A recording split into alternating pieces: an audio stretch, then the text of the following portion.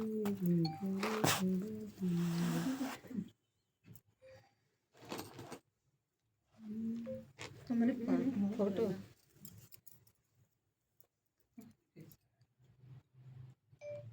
Hello कई दिन बाद। हेलो दोस्तों, नमस्ते। राम, आप लोग कैसे हैं? उम्मीद करती हूँ कि आप लोग ठीक होंगे। बनना बनने गीत लेके आए। ठीक ठाक नहीं रहता है, सबको ठंडी लग रही है। बनना बनता भी तो आज कटरा में आए हैं किंग मैरिज हॉल के लगे उषा बच्ची के उर्मिला बच्ची के स्टूडियो पर। बोलिए ठंडी बहुत तेज बा। यही ठंडी में संदीपो भैया परेशान है वीडियो बना। नमस्ते, प्रणाम। मैं संदीप यादव, आप सभी का स्वागत है। और मेरे चैनल का नाम है संदीप यादव ऑफिशियल 10। उसको चेंज करवा के संदीप डांसर व्लॉग करवा दिया हूँ। आप लोग चैनल पे जाएं, बहुत सारा आशीर्वाद प्यार दें। और बहुत सारा गीत वीडियो आने वाला है सभी के साथ में। आगे सभी तो नहीं रिकॉर्ड कर रहे हैं, आगे बार से रिकॉर्ड करेंगे जब सुंदर सुंदर गीत लिख के लाएंगे, गाएंगे तब। ठीक, सबके चैनल प्यार सपोर्ट कीजिए और सबके चैनल को प्यार आशीर्वाद दीजिए। आप लोग खूब सुनिए और हम लोग को तनी प्यार दीजिए, आशीर्वाद दीजिए। ठीक, संदीप भैया गाओ उठो। अरे अगले बार से हम लिख के लाएंगे तब अच्छा गीत। ठीक, हमको ससुर लुटेरा दुल्हा चोर हो जाला, ससुर लुटेरा दुल्हा चोर हो जाला, आवेला बरतिया गौवा शोर हो जाला।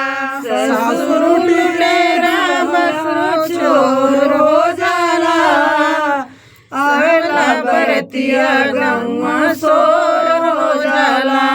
ससुर लुटेरा दुल्हा चोर हो जाला, ससुर लुटेरा दुल्हा चोर हो जाला, आवेला बरतिया गौवा शोर हो जाला।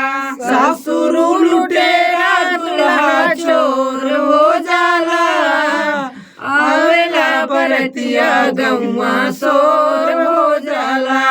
हरा वाले आए बन्ना झुमका ले आए, हरा वाले आए बन्ना झुमका ले आए, नथिया के दैया पैसा गोल हो जाला, आवेला बरतिया गौवा शोर हो जाला। नथिया की दैया पैसा गोल हो जाला, आवेला बरतिया गौवा शोर हो जाला।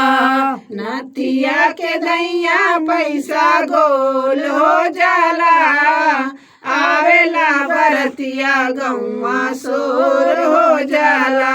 नथिया के दैया पैसा गोल हो जाला, आवेला बरतिया गौवा शोर हो जाला।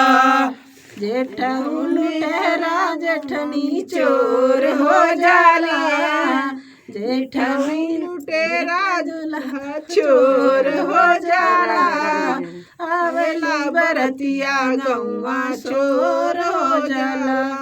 जेठऊ लुटेरा जेठनी चोर हो जाला, आवेला बरतिया गौवा शोर हो जाला। हाँ, खिसखिसा गया।